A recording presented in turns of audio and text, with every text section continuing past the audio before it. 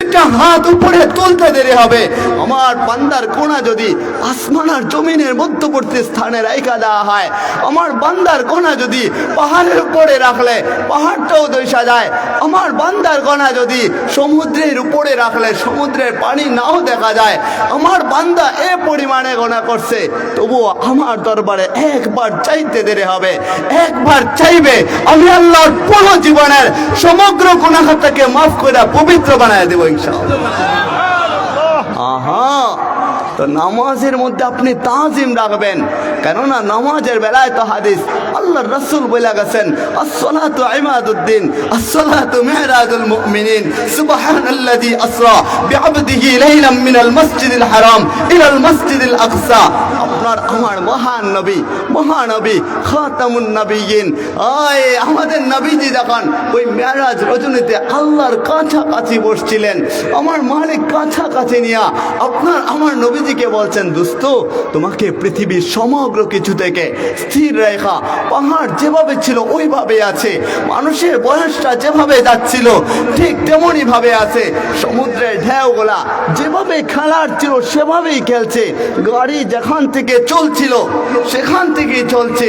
আল্লাহ সব কিছুকে স্থির রেখা দিয়েছেন, বলে সমগ্র কিছুকে স্থির রেখা আমি তোমাকে আমার কাছে নিয়ে আসলাম। বলো না বন্ধু, আমার জন্য কি হাদিয়া নিয়ে আসছো? বলেন না সামনে পিছনে সকলে বলেন না আল্লাহু আকবার। আমার মালিক বলে, আমার জন্য কি হাদিয়া নিয়ে আসছো? আমার নবীজি নিচের দিকে তাকাইছেন, আল্লাহ ভিতরে ঢাইলা দিছেন। নবীজি চিৎকার দেয়া বলেন, ও রব্বে কাবা, আপনি তো মহান রব, আপনি তো রব্বে জালিল, আপনি ছাড়া আর কেউ নাই, আপনি তো রব্বে কাবা। ও মালিক, আপনার জন্য আমি কি হাদিয়া নিয়ে আসবো? তবে নেন না, আমার পক্ষ থেকে আমার জিহ্বাটা আপনাকে দিয়ে দিলাম। বলেন আল্লাহু আকবার। আমার নবীজি বলেন, জিহ্বাটা আপনাকে দেয়া দিলাম। মালিক বলে, সবই তো দিয়া দিলাম, আমি আমার পক্ষ থেকে তোমাকে দেই।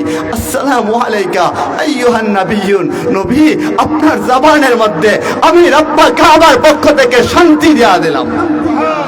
সুতরাং আমাদের নবীজির জবানের মধ্যে আল্লাহ শান্তি দিছেন। সুতরাং ওই শান্তির জবানের কথা, নবীজির জবানের কথা যেই ব্যক্তি গ্রহণ করবে সেই ব্যক্তি শান্তি পাবে। যে পরিবার নবীজির জবানের কথা গ্রহণ করবে, মাইনা চলবে, শান্তি পাবে। যে সমাজ নবীজির জবানের কথা মাইনা চলবে, সমাজ শান্তি পাবে। যে রাষ্ট্র আমার নবীজির জবানের কথা মাইনা চলবে, গ্রহণ করবে, ওই রাষ্ট্র শান্তি পাওয়া যাবে।